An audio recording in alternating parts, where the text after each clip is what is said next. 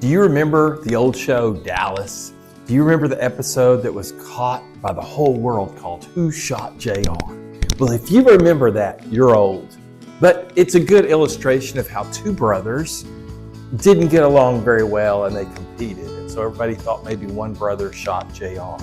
The reality of it is families struggle all over the place. And as we saw yesterday, as Sarah dies and now Abraham's going to die, we see that the story is going to change its focus from Abraham and Sarah to their son, Isaac.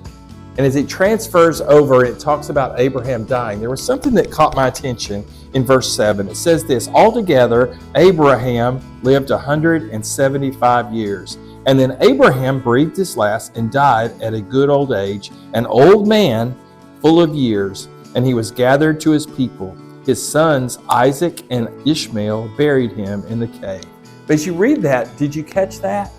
You remember Ishmael was the one where Abraham tried to help God out.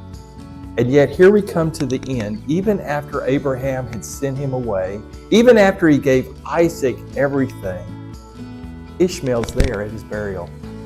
Families struggle. Sometimes brothers, sometimes it's parents and kids. But we see here that when families struggle, there's always going to be a point in which you're going to have to come back together. And so today, if you have any kind of family struggles, I pray that you'll pray to God to ask Him to show you how to reconcile those struggles. We'll see you tomorrow.